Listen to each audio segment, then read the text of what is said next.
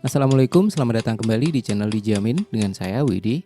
Ini adalah salah satu model Anadigi favorit dari Casio, dan memang model ini secara desain punya kemiripan dengan seri G-Shock GA, khususnya GA800. Jarum dan indeksnya tebal, tampilan digital di posisi jam 6, gaya sporty, dan tombol lampu yang terletak di bagian depan bawah jam.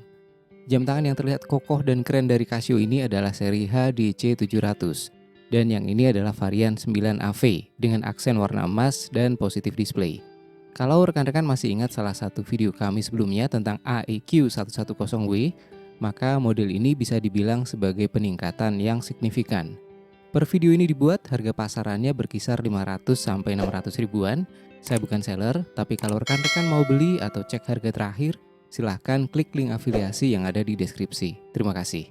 Jam ini tergolong cukup besar dengan bobot 49 gram dan dimensinya 53,3 mm lak to lak, lebarnya 48,8 mm dan ketebalannya 16,6 mm. Sekarang untuk spesifikasinya, jam ini tahan air sampai 100 meter, jadi cocok untuk banyak aktivitas termasuk berenang. Baterainya bertahan sampai 10 tahun menggunakan baterai CR2025. Untuk bahan, casing dan bezelnya terbuat dari resin, kualitasnya cukup bagus, meskipun kalau dilihat lebih dekat ya masih kalah kalau dibandingkan dengan material premium pada model G-Shock, dan itu wajar.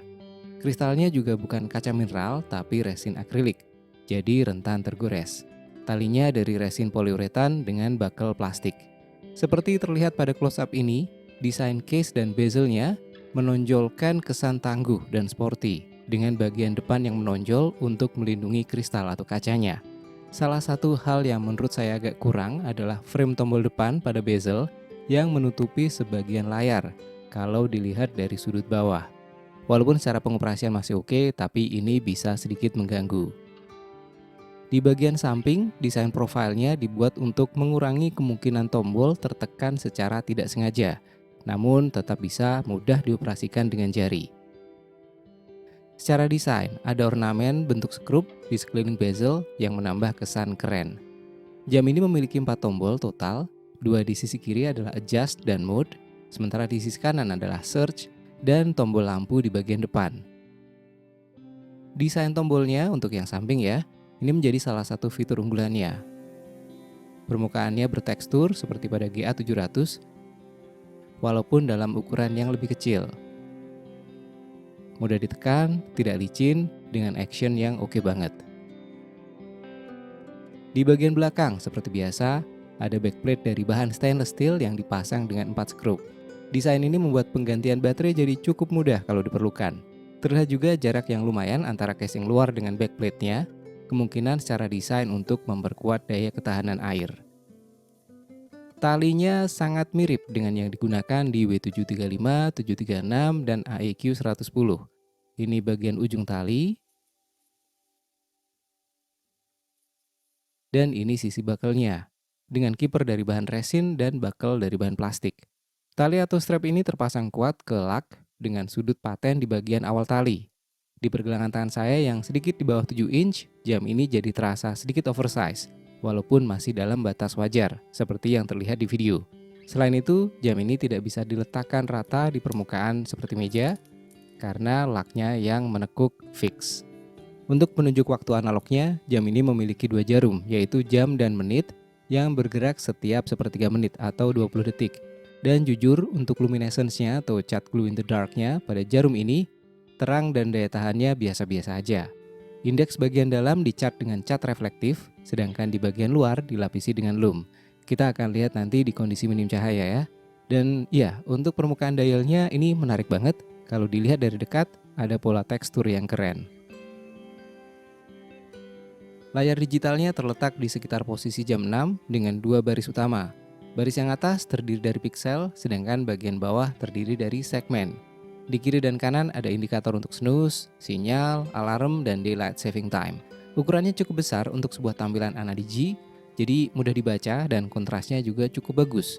Tapi kadang-kadang jarum analog atau bezel yang ada di sekeliling tombol lampu bisa menutupi layar digital, terutama kalau dilihat dari arah bawah. Seperti yang sebelumnya saya sebutkan, model ini memiliki lum di jarum dan bagian luar indeks.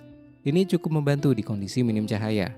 Selain itu ada peningkatan kalau dibandingkan dengan AEQ 110W, yaitu ada backlight tambahan di posisi jam 3 dan jam 9 yang bisa diakses melalui tombol depan bawah. Backlightnya ini memiliki efek afterglow selama 1,5 detik. Tapi perlu dicatat, meskipun berguna, backlight ini mungkin tidak seterang yang diharapkan dan hanya menerangi bagian analog saja, tapi tidak cukup menerangi layar digitalnya. Untuk navigasi menunya dengan tombol mode dengan struktur yang mirip AEQ 110W, hanya saja tata letak tombolnya sedikit berbeda. Mode pertama adalah timekeeping atau penunjuk waktu.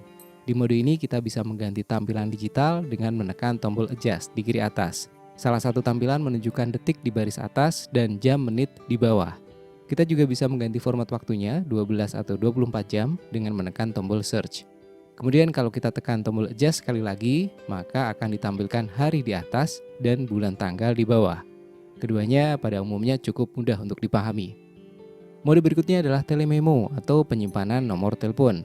Jam ini punya fitur phonebook untuk menyimpan hingga 30 kontak, masing-masing dengan nama yang 8 karakter dan nomor 16 digit. Fitur ini sangat keren di masanya, meskipun saat ini sudah jarang dipakai. Tapi tetap kok bisa digunakan untuk menyimpan informasi atau nomor darurat. Lanjut ke world time.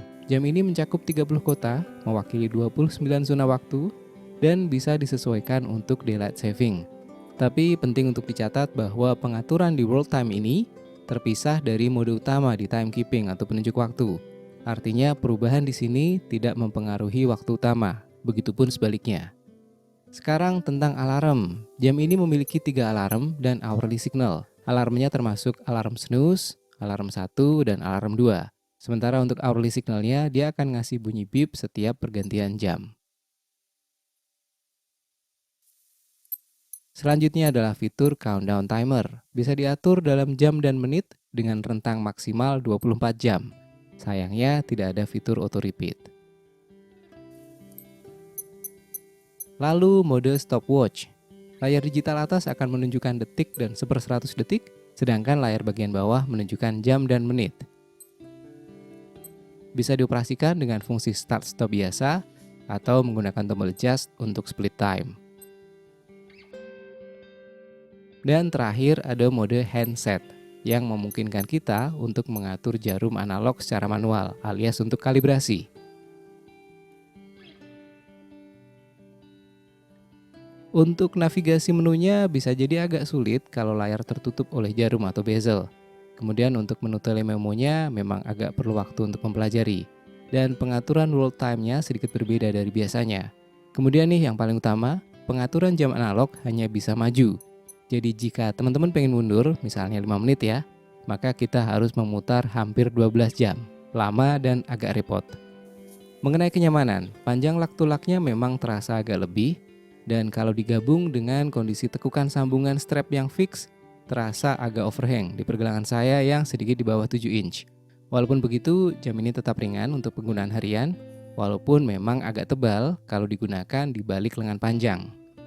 Sekarang kita bahas mengenai kelebihan dan kekurangannya. Untuk kelebihannya, fisiknya kokoh, kemudian dia tahan lama dengan baterai 10 tahun dan ketahanan air 100 meter. Kemudian desainnya juga menarik dengan dial yang ada teksturnya dan indeks yang besar. Kemudian tampilannya cukup besar untuk layar digital. Kemudian untuk fiturnya termasuk lengkap, ada telememo, world time, timer, alarm, dan stopwatch. Untuk harga juga cukup terjangkau dan nyaman dipakai. Di sisi lain juga ada hal-hal yang mungkin rekan-rekan mau pertimbangkan. Pertama, kalibrasi jarum analognya hanya bisa maju. Kemudian layar digitalnya bisa sulit dibaca di kondisi kurang cahaya. Kemudian untuk lampu latarnya tidak terlalu terang. Berikutnya tombol lampu bisa menghalangi layar digital. Kemudian materialnya tidak sepremium model G-Shock. Dan untuk timernya tidak ada fitur auto repeat. Kesimpulannya, HDC 700 ini adalah jam tangan analog digital yang tangguh dan layak dipertimbangkan. Cocok untuk digunakan di luar maupun dalam ruangan, baik siang maupun malam. Dengan catatan untuk kondisi kurang cahaya, maka layar digitalnya jadi sulit untuk digunakan. Dan juga karena ukurannya serta panjang lak-tulaknya, dia kurang cocok untuk pergelangan yang slim. Dan secara pribadi, ini adalah jam tangan jenis AnaDigi level budget yang paling favorit buat saya sejauh ini. Terima kasih sudah menonton, semoga video ini cukup memberikan informasi dan pertimbangan. Saya juga akan posting untuk tutorialnya, baik yang basic maupun yang detailnya. Jangan lupa klik like, komentar, dan subscribe. Sampai ketemu di video berikutnya. Wassalamualaikum.